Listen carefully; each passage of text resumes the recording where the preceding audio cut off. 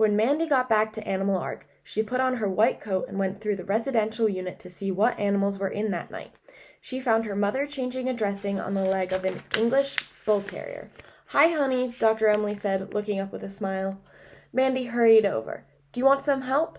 "Thanks. This young chap got caught in some barbed wire." Dr. Emily held a new dressing firmly against the wound. "Can you pass me a bandage?" Mandy did as her mom asked and stood ready to pass the scissors and the tape. Dr. Emily worked quickly and skillfully. Mandy stroked the dog's white face. He was still sleepy from the anesthetic. "There, he should be good as new when that heals up." Dr. Emily cut the end of the tape and straightened up, brushing back a long strand of red hair that had escaped from the knot at the base of her neck. "Now then, how was your day?" she asked Mandy. As Mandy made the dog comfortable in his cage, she told her mother all about the Tabby cat and the notices she and James had put up. "Hopefully someone will know who the cat belongs to," Mandy said. Dr. Emily looked up from clearing away the dressing. "She might have been abandoned." Mandy nodded. "She doesn't seem to like people very much." "Have you thought of a name for her?" Dr. Emily asked. Mandy shook her head. Up to now she had just been thinking of the little Tabby as the cat. She ran through names in her head. Tabby, Tabitha, Socks, Whiskers. None of them seemed quite right. "I'll ask James tomorrow," she said. Dr. Emily smiled. "Can you finish up in here? I'll put some supper on for us. Your dad's out helping with the lambing at the Fordbeck farm." She left Mandy to wipe down the surfaces and settle the animals. As well as the bull terrier, there was a rabbit recovering from an operation to remove a lodged furball and a gerbil with suspected vitamin C deficiency. As Mandy worked, she thought about the possible names for the cat. The bull terrier whimpered in his cage. Mandy crouched down beside him and soothed him until he went to sleep. At last, convinced that he was happily settled, she got to her feet. "Good night," she whispered softly, and quietly shut the door. When James came for Mandy at 10 to 7 the next morning, she had already been up for nearly an hour. She had cleaned out the cages in the residential unit and talked to the patients, all of whom were looking a bit better.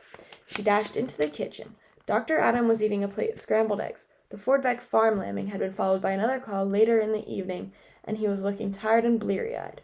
"Sit down and have some breakfast," Dr. Emily said to Mandy. But Mandy could hear James's bike coming up the drive. She grabbed a banana and a cereal bar from the side. "See you later." "Mandy, have some breakfast." But Mandy was out the door, leaving her mother staring despairingly after her.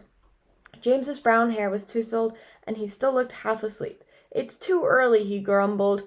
Mandy grinned. "Your sweater's on backwards." James looked down. "Come on," said Mandy, leaping on her bike. "You can change it at the wards." She pedaled off down the drive. "You know, we should think of a name for the cat," Mandy said as James caught up. "Tabby?" suggested James. Mandy shook her head. "Too boring. What about Socks?" James shook his head. "Sounds like a boy." They biked through the quiet streets, exchanging names, but couldn't seem to agree on anything. They passed Bill Ward's van parked by the post office on the main street. It was 7 o'clock, and he was just about to start work.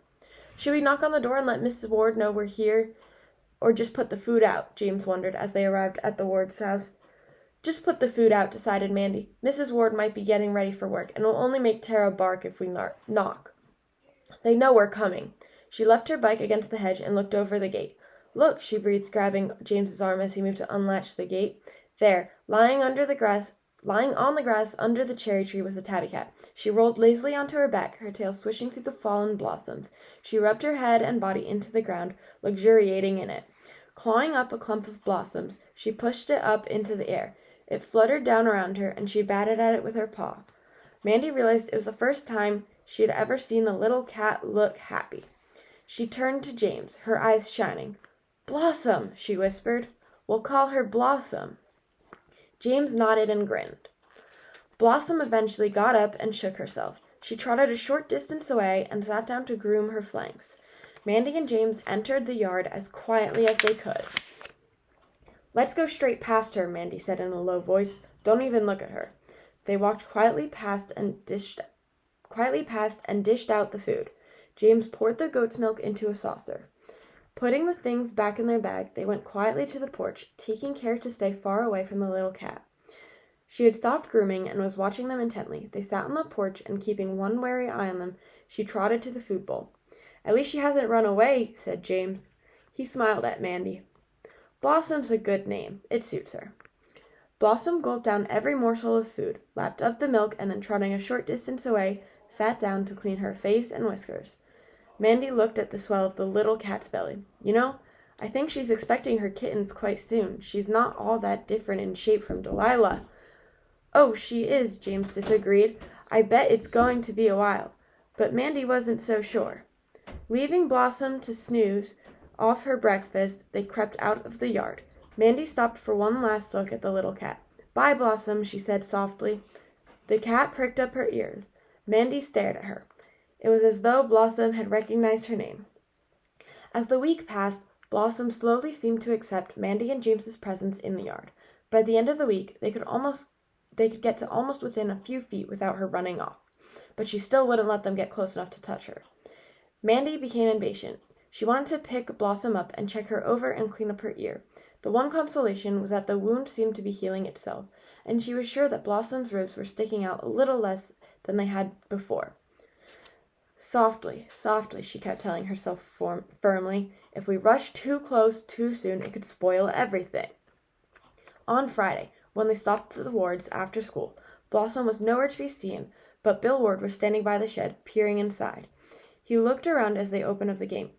He beckoned them over to the shed, one finger held up to his lips, warning them to keep quiet. Mandy and James exchanged puzzled looks, but hurried over. Look, said Bill, look in here. He eased the door open a little wider. Mandy peered inside. It was dim in the shed after the brightness of outside, and at first she couldn't see anything apart from tools, plant pots, and gardening equipment. Bill nodded toward one of the back corners. Mandy's eyes widened. There, sitting at the back of the shed, is an old tin bath lined with bits of newspaper. Was Blossom. She's preparing for birthing, Bill said. I saw her going in the shed once or twice yesterday. This afternoon I kept watch, and there she was, nesting in that old tub. She's dragged in an old piece of cloth I kept for wiping my hands on. He smiled. I was keeping that tub to put geraniums in this summer, but I guess it's got a better use now. I stuck a layer of newspaper in this afternoon when she left for a bit. Blossom stared at them. She seemed wary and cautious, but it was a far cry from the blind panic she had shown when Dr. Adam and Mandy had first tried to get near. Let's put the food down in here, Mandy said softly. She and James quickly sorted out the food and then slipped it halfway between the shed door and the tub. They stood back. Would Blossom come and eat it? Blossom didn't move. Mandy felt disappointed. Blossom had been letting them get that close to her in the yard. Better leave her to it, said Bill. She'll eat when we're gone. Maybe it's because she's in the shed, James said quietly to Mandy as they slipped out the door. I'm sure she would have come if we'd been outside. Mandy looked at him gratefully. He always knew the right things to say to make her feel better. As they packed away the empty tin and dirty spoon, Mandy had a sudden thought. If she's nesting, that must mean she's about to have her kittens. Bill Ward scratched his chin. Delilah's been nesting for going on 2 weeks now. I think Blossom's got a while to go yet. Can we see Delilah? James asked. Of course, come on in, Bill replied. Mandy and James followed him into the house. Tara shot out of her basket when she saw them. Her tail thwacked against the table and the cupboards as she jumped around their legs. Mandy rubbed her ears and scratched under her chin. Delilah's in the living room, said Mr. Ward. Go through if you want, but shut the door so Tara can't get in. She's a scoundrel for jumping on the furniture. James held Tara back as Mandy slipped into the living room, and then he nimbly whizzed through the door, shutting it in Tara's disappointed face. Sorry, girl, but we're here to see Delilah. Delilah was walking around the living room. Mandy reached down to stroke her, but Delilah shrugged her off and continued pacing. She was breathing heavily.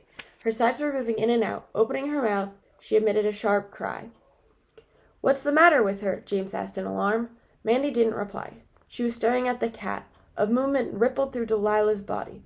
James, she gasped suddenly. Get Mr. Ward. I think Delilah's about to have her kittens.